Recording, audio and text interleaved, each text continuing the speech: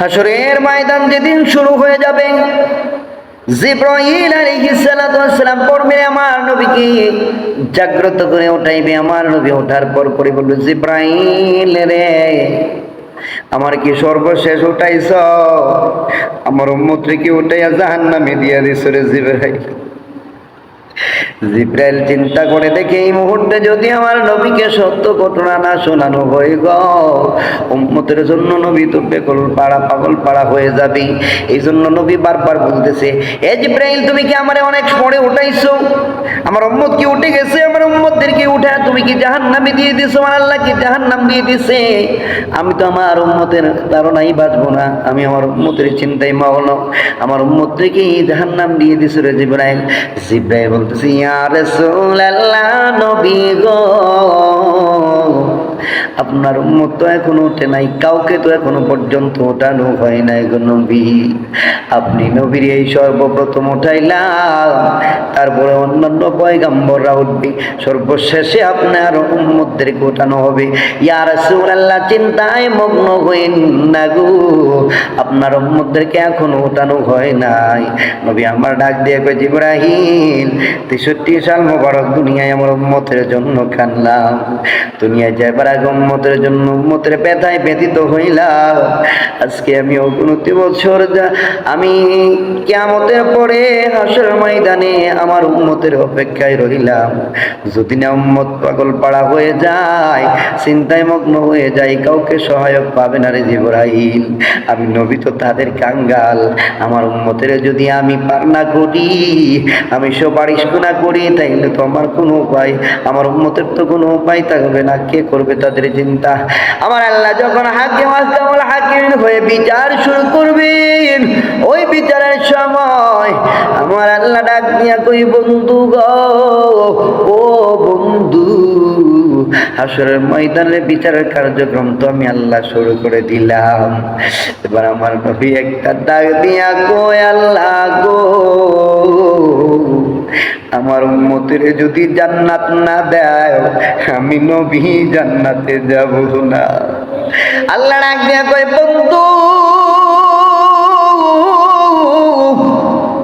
দুনিয়ার কিছুই বানাইতাম না, আপনি নবীরে না বানাইলে গো নবী, আপনি যদি জান্নাতে না যান, কে জান্নাত উদ্বোধন করবে? কাকে দিয়ে আমি জান্নাত উদ্বোধন করবো গো নবী? একটা মানে চিন্তা করে দেখে, আপনি নবী না গেলে জান্নাত উদ্বোধন হবে না, আর আপনি নবী যদি উম্মতের কারণে জান্নাতে না যান, তাইলে কি ওই উম্মত আমি আটকে রাখতে পারি গো নবী?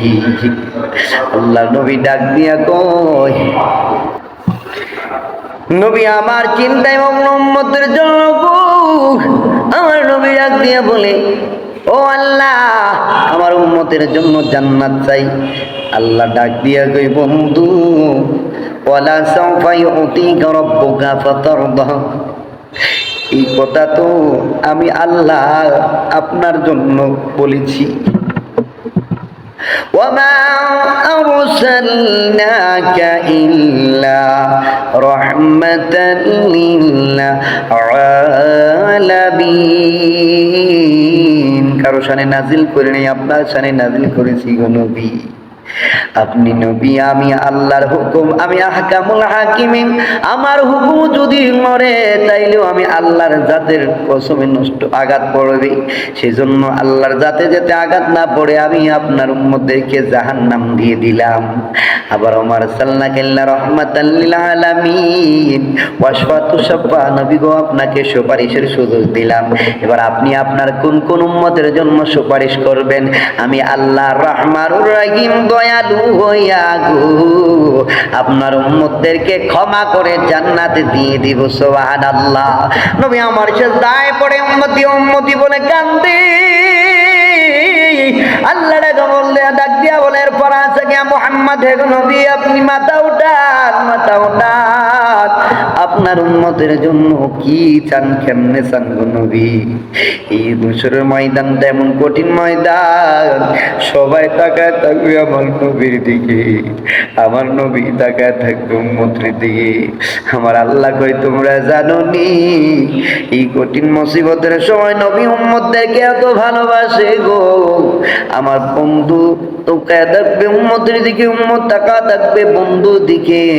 আর আমি আল্লাহ কোথায় তাকাইবো জানো নি? আমি আল্লাহ তাকাইবো আমার বন্ধুর চেহারা মোবারকের দিকে। কেন গো?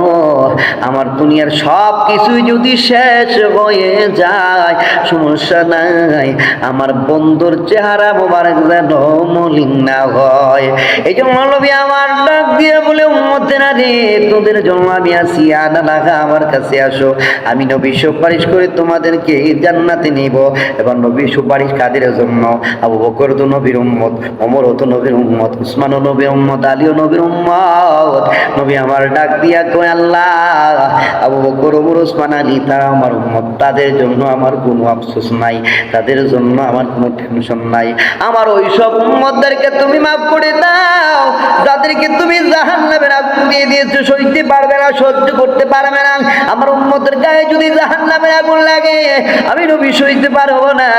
ও আল্লাহ গো, আমার ওইসব উম্মতদেরকে তুমি জান্নাত দিয়ে দাও যাদের উপর তোমার জাহান্নাম রেডি হয়ে গেছে। ও দুনিয়ার মুসলমান মানুষের উম্মত রে, ও নবীর উম্মত রে, নবী উম্মতের জন্য চোখের পানি পালে কাঁদবে। হাসরের ময়দানে নিজের চিন্তা করা নাই, ফাতেমার চিন্তা করা নাই, আলীর চিন্তা করা নাই, নাতি নাতনের কথা চিন্তা করা নাই, হাসান হুসেনের কথা ভাবে নাই, আবু বকর, ওমর, আলী, উসমানের জন্য ভাবে নাই, ভাবি আছে একমাত্র গুনাহগার উম্মতের জন্য। সুবহানাল্লাহ।